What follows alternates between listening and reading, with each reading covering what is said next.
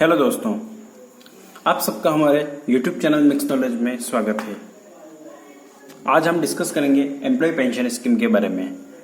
अभी आपने देखा होगा कि केंद्र सरकार और ईपीएफओ ने पीएफ के फंड को विड्रॉ करना अलाउ किया था कुछ हद तक, लेकिन कुछ एम्प्लॉयज़ को ये मालूम नहीं होता कि उनका जो पैसा कटता है उसका कुछ पार्ट ईपीएस के अंदर इन्वेस्ट होता है। तो हम उस ईपीएस के बारे में आज बताएंगे कि ईपीएस क्या है, इसमें एम्प्लॉयर और एम्प्लॉय का कंट्रीब्यूशन कितना होता है, इसमें मिनिमम और मैक्सिमम सर्विस टेन्योर कितना होना चाहिए कि वो पैसा विड्रॉ कर सके, और अगर वो मैक्सिमम सर्विस टेन्योर को क्रॉस कर लेता है तो उसके बाद उस पैसे को कैसे पा सकता है। अगर एक कंपनी छोड़कर दूसरी कंपनी में एम्प्लॉय स्विच करता है और अपने पैसे को एक पुरानी कंपनी के ईपीएफओ से नई कंपनी के यूएन ईपीएफओ में ट्रांसफ़र करता है तो फिर क्या होता है, और उसके अलावा वह अपने फंड को देखना चाहे तो उसकी पासबुक मोबाइल एप्लीकेशन के थ्रू कैसे जनरेट कर सकता है, और अगर वो इस पैसे को निकालना चाहे तो कौन सा फॉर्म भर के निकाल सकता है, क्या क्या डॉक्यूमेंट चाहिए होंगे, इसके बारे में हम आज डिस्कस करेंगे। मैं आप सबसे यही रिक्वेस्ट करूंगा कि अगर यह वीडियो अच्छा लगे तो आप इसको लाइक, सब्सक्राइब और शेयर जरूर कीजिए ताकि अधिक से अधिक लोगों तक इसकी जानकारी पहुंचे। हम डिस्कस करेंगे ईपीएस क्या है। ईपीएस का फुल फॉर्म होता है एम्प्लॉय पेंशन स्कीम। यह एक सोशल सिक्योरिटी स्कीम है जो ईपीएफओ द्वारा चलाई जाती है। इसका मेन मकसद होता है कि हर एक एम्प्लॉय जो प्राइवेट सेक्टर में, ऑर्गेनाइज सेक्टर में काम कर रहा है, उसको 58 साल की एज के बाद ताउम्र पेंशन मिले ताकि उसे आगे के जीवन का गुजारा आसानी से कर सके, उसे कोई दिक्कत नहीं हो। हम इसमें डिस्कस करेंगे कि इस स्लाइड में हम बताना चाहेंगे कि एम्प्लॉयर और एम्प्लॉय का कंट्रीब्यूशन कितना होता है।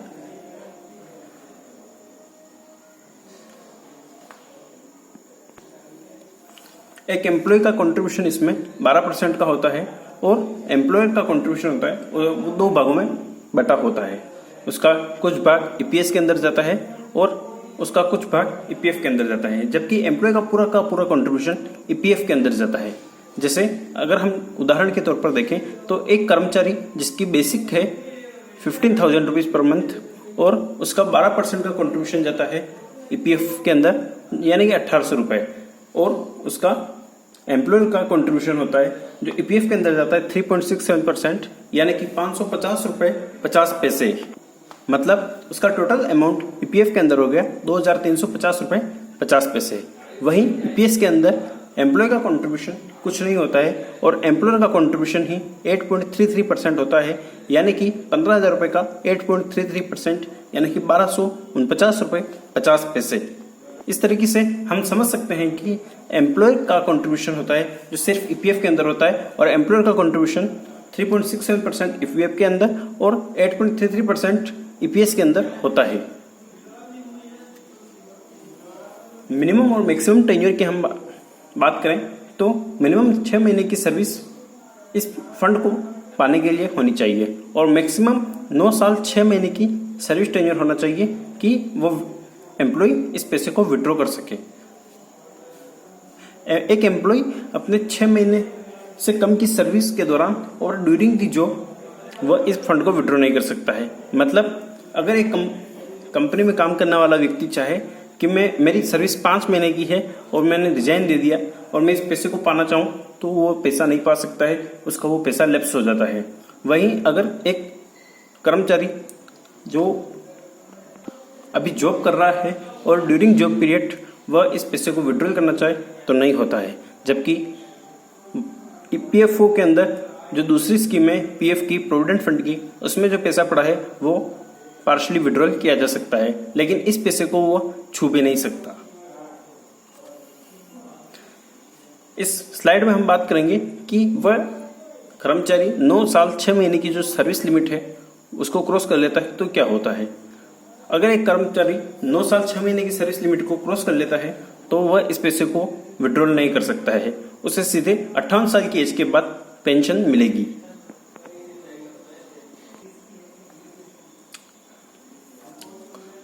एक एम्प्लॉय अपने ईपीएफ के पैसे को स्विच करते टाइम पर एक कंपनी के यूएन से दूसरे कंपनी के यूएन अकाउंट में ट्रांसफर करता है तो उस कंडीशन में क्या होता है, इसे हमने एक एग्जाम्पल के माध्यम से समझाने का प्रयास किया है।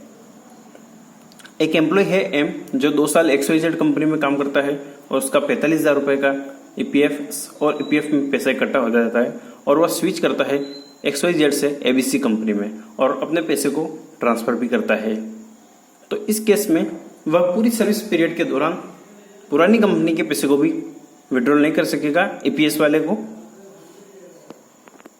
और अगर दोनों कंपनियों की जॉब का कम्युलेटिव या इसके बाद भी अगर स्विच करता है तो सभी कंपनियों का कम्युलेटिव टाइम पीरियड 9 साल 6 महीने से ज़्यादा हो जाता है तो भी वह इस पैसे को विड्रॉल नहीं कर सकेगा।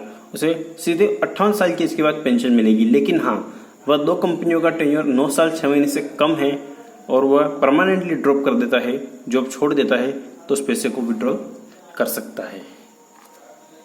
अब हम इस स्लाइड में बात करेंगे कि वह एक एम्प्लॉय अपनी पासबुक को कैसे दोस्तों कि सरकार ने भी एक एप्लीकेशन डेवलप की है उमंग नाम से। उसके अंदर एक कर्मचारी अपने यूएन नंबर और जो रजिस्टर्ड मोबाइल नंबर है यूएन के साथ में लिंक मोबाइल नंबर, उस पर एक OTP आता है। इन दोनों की सहायता से वह अपनी EPS की पासबुक को डाउनलोड कर सकता है। साथ ही हम यह भी बताना चाहेंगे कि वह उसकी यूएन नंबर के साथ में उसकी KYC होनी चाहिए और अगर ये सारी चीज़ें कंप्लीट है तो उस पैसे में से जो EPF वाला पार्ट है उसको विड्रॉल भी वहीं से कर सकता है। इस फंड को विड्रॉल करने के लिए अगर वह ऑफलाइन प्रोसेस के माध्यम से जाना चाहे तो EPS के पैसे को विड्रॉल करने के लिए 10C का फॉर्म काम आता है। इसके लिए एक्टिव यूएन नंबर होना चाहिए, उसकी KYC कंप्लीट होनी चाहिए कि वह विड्रॉल कर सके। इसके साथ साथ उसको पैन कार्ड की कॉपी, आधार कार्ड की कॉपी, एक कैंसिल चेक, ₹1 का स्टाम्प, यह सभी उसे चाहिए होंगे। वह इस पैसे को प्राप्त करने के लिए अपने एम्प्लॉयर के ऑफिस में भी अप्लाई कर सकता है। इन सभी फॉर्मेलिटीज के साथ में अपने एम्प्लॉयर के HR डिपार्टमेंट में कांटेक्ट कर सकता है। आप सबका धन्यवाद कि आपने इस वीडियो को देखा। मुझे उम्मीद है कि आपको ये अच्छा लगा होगा, इसलिए आप इसको लाइक और सब्सक्राइब जरूर करें। Thank you.